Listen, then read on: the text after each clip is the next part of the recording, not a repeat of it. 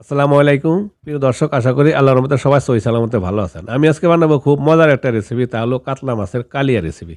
খুব সহজভাবে দেখানোর চেষ্টা করছি। হাতের কাছে থাকা মশলায় ঘরোয়া উপকরণে কম ঝামেলাতে কম মশলাতে আমি আজকে রেসিপিটা বানানোর চেষ্টা করছি। আশা করি সাথে থেকে পুরো রেসিপিটা দেখবেন, আর রেসিপিটা আশা করি আপনাদের পছন্দ হবে। তাহলে চলুন রেসিপিটা শুরু করি।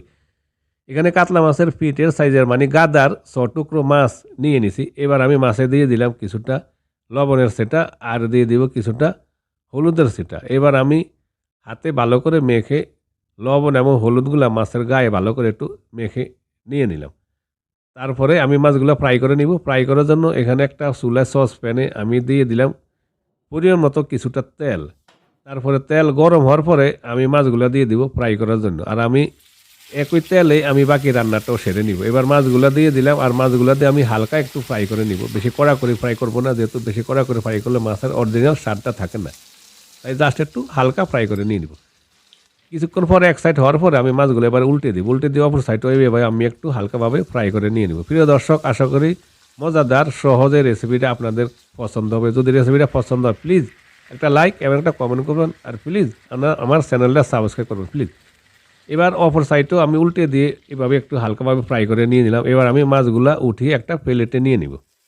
মাছগুলো উঠিয়ে নিয়ে নিলাম, আর সেম প্যানে আমি দিয়ে দিলাম একটা তেজপাতা, 2 টুকরো দারুচিনি, 4টা ছোটো এলাচ, আর 6-7টা লং। এলাচগুলো আমি একটু থেঁতলে নিছি, একটু ছিঁড়ে নিছি। তারপরে দিয়ে দিলাম 4টা শুকনো মরিচ, আর 1 চা চামচ দিলাম আস্ত জিরা। এবার আমি মশলাগুলা চুলার হিটটা করে দিয়ে তেল একটু ভাজি করে নিব প্রায় 1 মিনিটের মতো, যাতে মশলার গ্রানটা একটু করা হয়। তারপরে দিয়ে দিলাম একটা পেঁয়াজ চিকন করে আমি স্লাইস করে কুচি করে নিয়ে নিছি। এবার পেঁয়াজ দিয়ে আমি জাস্ট একটু বাদামি কালার করে নিব প্রায় 2-3 মিনিটের মতন। পেঁয়াজগুলো একটু এইভাবে তেলে ভাজি করে বাদামি কালার করে নিয়ে নিলাম। এবার আমি দিয়ে দিলাম একটা পেঁয়াজ বাটা। পেঁয়াজ বাটা দিয়ে আবার প্রায় 25-30 সেকেন্ডের মতন একটু ভাজি করে নিব, যাতে পেঁয়াজের কাঁচা গন্ধটা চলে যায়। পেঁয়াজ বাটাটা ভাজি করা হয়ে গেছে। এবার আমি দিয়ে দিলাম আস্ত 4-5টা কাঁচামরিচ। তারপর আবার একটু মশলাটা একটু এভাবে কষে নিয়ে নিলাম তেলে। এবার আমি দিয়ে দিলাম আধা চামচ আদা বাটা, আর আধা চামচ দিলাম রসুন ছেঁচা, আধা টেবিল চামচ। এবার আমি আদা রসুনগুলো আবার একটু ভাজি করে নিব প্রায় 10-15 সেকেন্ডের মতো, যাতে আদা রসুনের কাঁচা গন্ধটা চলে যায়। আমি টেবিল চামচের আধা চামচ করে দিয়ে দিলাম। এবার দিয়ে দিলাম আধা চা চামচ দিলাম হলুদের গুঁড়া, 1 চা চামচ লাল মরিচের গুঁড়া, 1 চা চামচ দিলাম জিরা গুঁড়া, আর 1 চা চামচ দিলাম ধনিয়া গুঁড়া। তারপরে আমি মশলাগুলা কষে নিব। মশলাগুলো কষানোর জন্য দিয়ে দিলাম একটু পানি, যাতে মশলাগুলা পুড়ে জ্বলে না যায়। তাই একটু পানি দিয়ে আমি মশলাগুলো ভালো করে প্রায় 3-4 মিনিট এভাবে তেলের মধ্যে ভালো করে একবারে কষে নিয়ে নিলাম। এবার আমি একটা পেস্ট বানিয়ে নিব। পেস্ট বানানোর জন্য একটা ছোট বাটিতে দিয়ে দিলাম 2 টেবিল চামচ টক দই, আর এখানে দিয়ে দিলাম কাঠবাদামের গুঁড়া। এখানে 2 টেবিল চামচের মতো কাঠবাদামের গুঁড়া আমি দিয়ে ভালো করে পেস্টটা মিক্স করে একটু মেখে নিলাম। পেস্টটা বানানো হয়ে গেছে। এবার আমি দিয়ে দিলাম মশলাতে বানানো পেস্ট দিয়ে আমি আবার একটু কষিয়ে নিব প্রায় 10-15 সেকেন্ডের মতন। জাস্ট একটু মশলার সাথে একটু মেখে কষিয়ে নিয়ে নিলাম।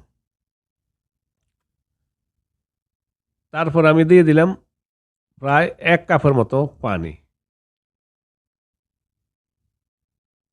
পানিটা আমি বলক আসা পর্যন্ত একটু জাল করতে থাকবো। পানিটা বলক এসে গেছে।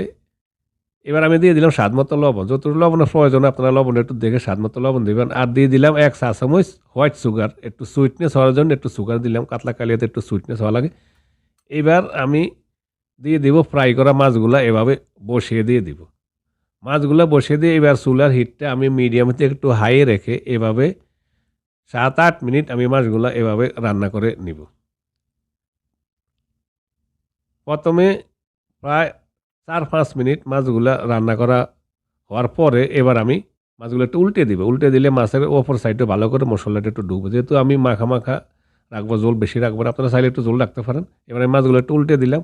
উল্টে দিয়ে আরও 3-4 মিনিট এভাবে আমি একটু রান্না করে নিব, যাতে মশলাগুলো মাছের ভিতরে ভালো করে ঢুকে।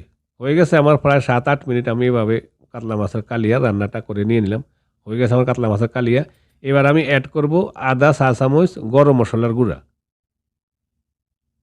আর দিয়ে দিলাম 1 চা চামচ ঘি। ঘিটা দিলে ঘির ফ্লেভারটা ভালো একটা স্বাদ লাগে, ফ্লেভারটা ভালো লাগে। এবার ঘি আর গরম মশলা গুঁড়াটা দিয়ে আমি আরও প্রায় 1 মিনিটের মতন চুলা এভাবে একটু জাল করে নিয়ে নিব, যাতে মসলা এবং ঘি ভালো করে মাছের ভিতরে ঢুকে ফ্লেভারটা একটু ভালো হয়। হয়ে গেছে আমার কাতলা মাছের কালিয়ার সহজ এই রেসিপিটা। হাতের কাছে থাকা মসলা দিয়ে আপনারা খুব সহজে বানিয়ে নিতে পারেন। আশা করি রেসিপিটা আপনাদের পছন্দ হবে। যদি পছন্দ হয় প্লিজ একটা লাইক এবং একটা কমেন্ট আপনাদের কাছে আশা করি, এবং চ্যানেলটা সাবস্ক্রাইব করবেন। সবাই ভালো থাকুন। আল্লাহ হাফেজ।